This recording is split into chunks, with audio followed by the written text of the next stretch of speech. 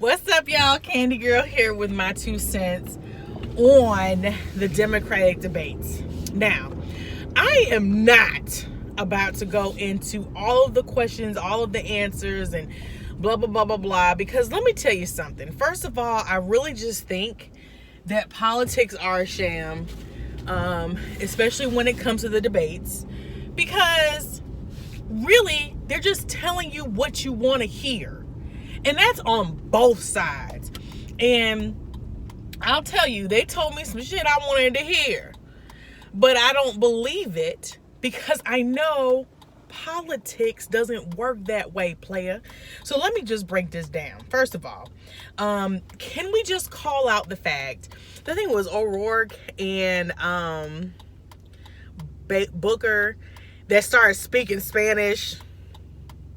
And it was the most basic second grade level Spanish. And they were just doing it to say, I'm down with the Hispanics. Just like sometimes, and I hated to say it, y'all, but sometimes when white folks start speaking Ebonics to me and not knowing that I got all these fucking degrees and I don't speak Ebonics, to be honest with you, but when they start speaking Ebonics just to be like, I'm down with the color folk, you know, it's like, quit with the bull. We ain't trying to hear all that. So that was number one that just made me think, y'all quit, okay? Just stop, okay?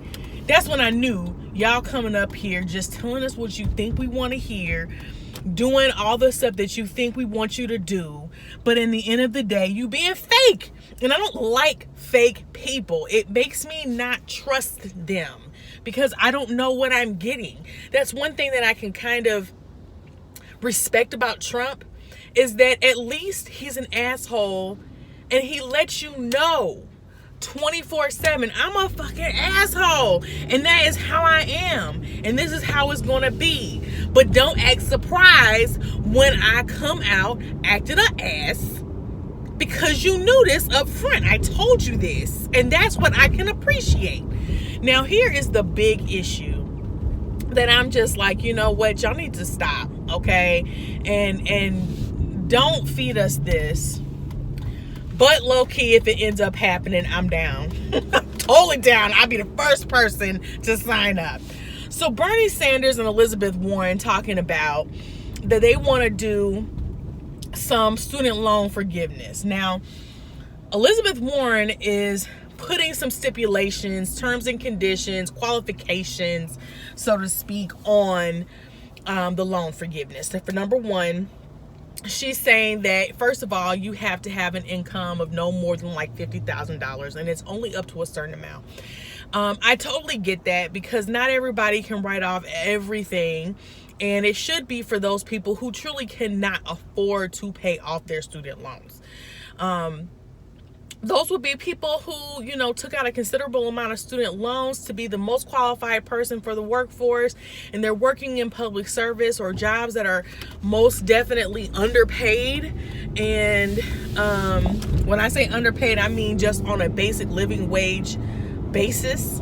And now they're having trouble paying their student loans back or are facing paying off the student loans for the rest of their lives or at least 10 years if you're doing the public service loan forgiveness, and it's going to just make you pay 10 times more what the principal balance really is. I mean, that's just unconscionable, and so she's trying to prevent that. Bernie Sanders, on the other hand, is talking about there are no qualification standards. We're just going to get rid of all of the student loans. Now, this is like Trump's version of the wall, okay? In other words, what I'm saying is, I'm not saying that it's a racist plan or something like that because that's not how they're equal. They're not apples to apples in that regard. I think the wall, and you know, sue me if you want to, but this is my channel, in my opinion, my 2 cents. But I think the wall is a very racist token that makes us look like we are trying to ban people of color, and I'm just not for that. But what I will say is that it's like the wall in the sense that that shit ain't happening, okay? Republicans will shut down the government, just like the Democrats did over this wall. They will shut down the government, have us public servants unpaid for at least a month while they sit there and pout and take a stand against this thing, because quite frankly, what are schools working for at that point? You know what I'm saying? And I get it that it's going to be paid for through this tax on the upper income. But the upper income are the people who are paying the most amount of money towards a lot of people's campaigns. So they're not going to try to bite the hand that feeds them by voting for something that's going to tax the very people that are keeping them employed. If they can't do their campaign, they're going to be forgotten by the voters and they're not going to be voted for. So you're not going to give up a major stream of campaign funds just to do the right thing. That's just politics, and people are not going to go for that. So stop with this whole false promises. Oh yeah, we're going to get all your student loans written off and blah, blah, blah, blah, blah.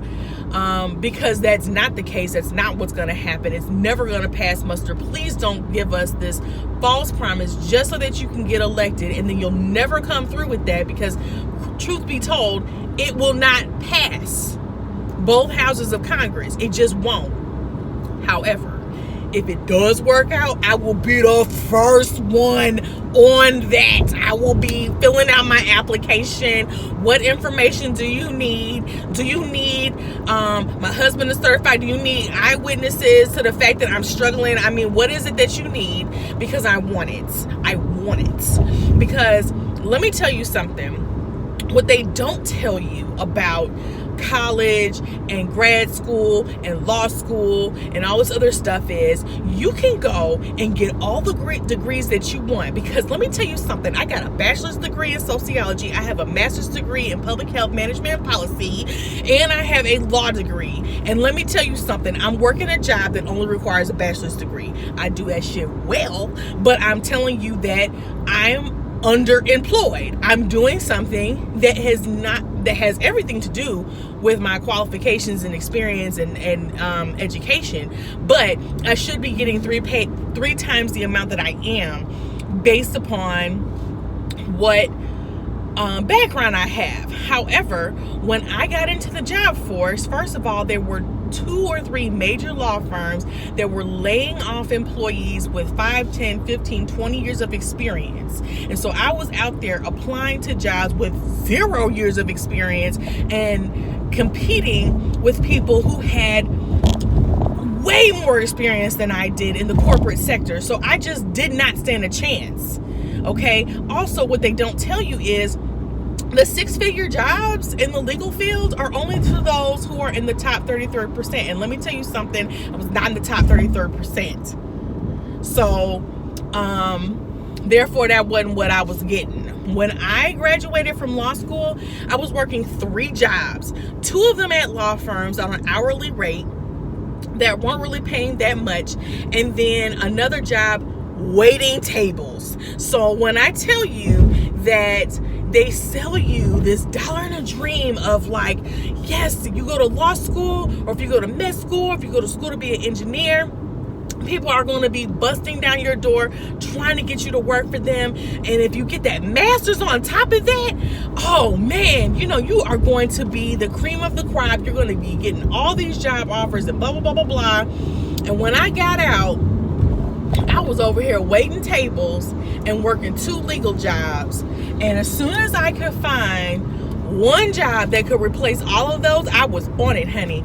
But yes, I was underemployed, and I will tell you that I'm still underemployed because of the fact that I'm not making the amount of money that I should be. I am working a job that does not require the skills, experience, and education that I have required. So I should be making more, I should be doing more. But at this point, because every freaking job is requiring 5 years of experience in this specialized field, which I did not get straight out the gate, I'm not qualifying. And that is a story that a lot of people are going through. So when it comes down to, oh, I have hundreds of thousands of dollars in student debt, and you're telling me that I can get all of that written off, I would love to do so, because I feel like this was a waste of my money. You see what I'm saying? So if I can get this all written off, you better believe I'm gonna do it. I'm gonna do it. But you know, the benefit of all of that is this: I will then be able to stimulate the economy in ways that I've never been able to do before, because now I have much more expendable income. Right now, my student loans are over $1,000 a month. That is more than my mortgage payment. That is the biggest bill that I have. And let me correct that. I've been fighting it. I got it reduced a little bit, but only a little bit. So when I tell you that my student loans are ridiculous, they are still a whole mortgage payment.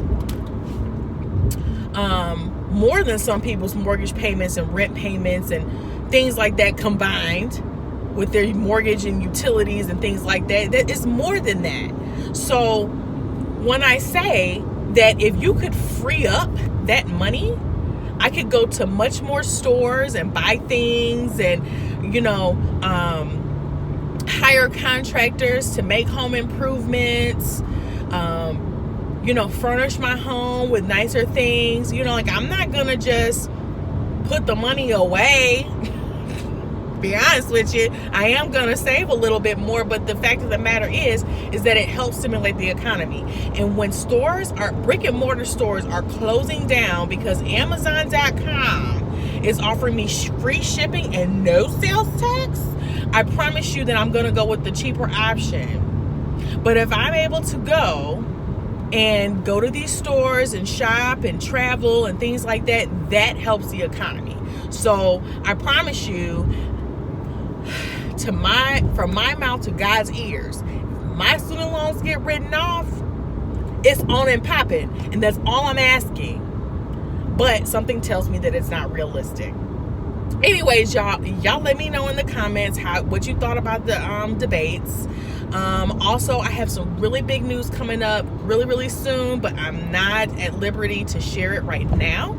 But in the next couple of weeks, be on the lookout for a video that's making a big announcement. Hopefully, I'll be able to let those details out very, very soon.